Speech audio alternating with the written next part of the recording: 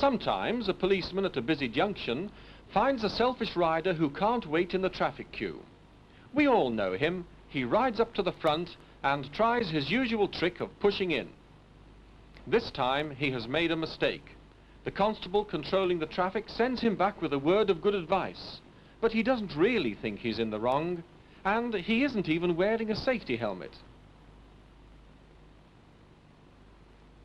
A good rider takes a lot of care when turning right across the traffic stream. A look behind, clear signal, attention to both following and approaching traffic. But here's one who's heading for trouble. Did somebody say signal? Signalling, by the way, can be overdone, especially if the passenger joins in. The good rider thinks ahead. What's round this bend? Well, they say there's one born every minute.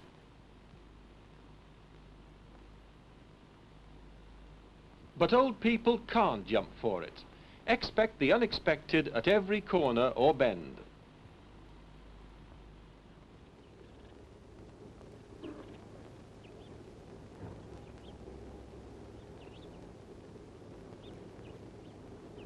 Park Road, the home of Mr. Arthur Ford. It has been for all his 65 years. Yes, 65.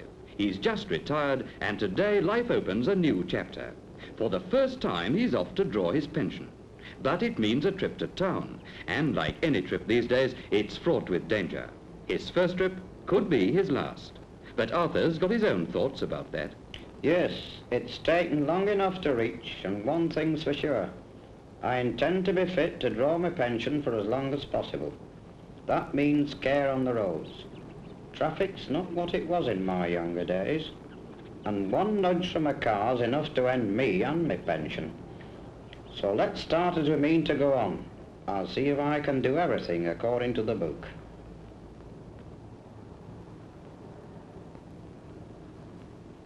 A zebra crossing. A great boon to young and old alike. But not an open invitation to cross the road at any old time. The right of way belongs to the pedestrian, all right. Traffic must give way, but the driver must be given time to stop. It's no use saying that I was in the right or even in a hurry when you're lying in hospital. So let's see if I can make my intention clear. Nothing to it, really, so long as you don't expect a driver to work miracles. Time's the important thing. It's obvious when you think about it.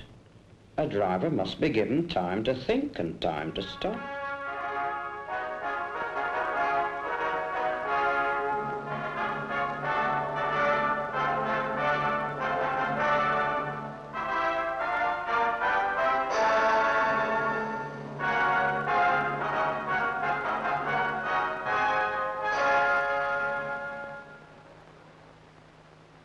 Every day, all over the country, whether in towns or villages or big cities, each morning thousands of children are making their way to school.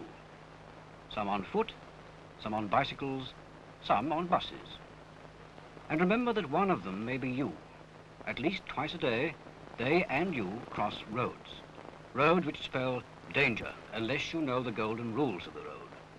What are these golden rules? Whether you wear a schoolgirl's hat or a schoolboy's cap, you must see that the rules are always in your head. In it, did I say? In it and on it. They're not secret. Anyone can know them. They're just common sense. What are they?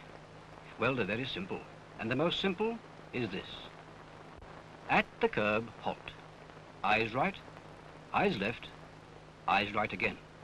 If all clear, quick march. Don't rush. At a lot of schools, your teacher will have told you all about this, and perhaps you'll have had the opportunity of seeing what you can do yourself on a busy road like this. But the golden rules can never be learnt too often or too well. Learn them thoroughly, and you may do them as well as this little girl.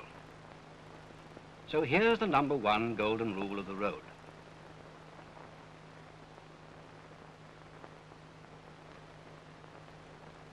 At the curb, halt. Eyes right, eyes left, eyes right again. If all clear, quick march. Don't rush. Your safety is in your hands. Remember that it's the cat that has 9 lives. You have only 1.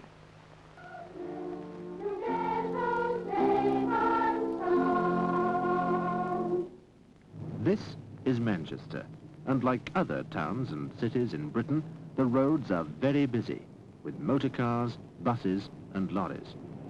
And for the thousands of people who walk along the pavements and who want to cross the roads, it can sometimes be very dangerous, but not if they remember simple road safety rules.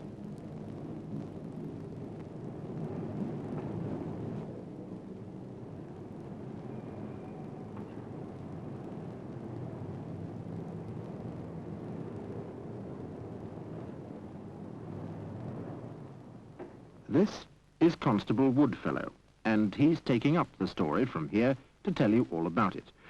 Carry on, Constable. Hello, children.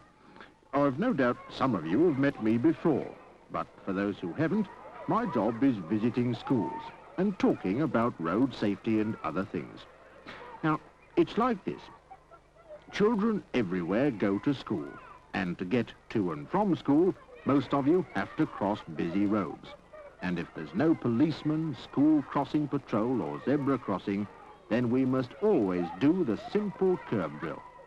Lots of children, I'm sorry to say, have been knocked over by a motor car just because they didn't stop at the curb and think before they crossed. Goodness me, oh dear, just look at those children, dashing out from school and all over the road. You know, a motor car just would not have been able to pull up in time. Oh dear, oh dear, oh dear.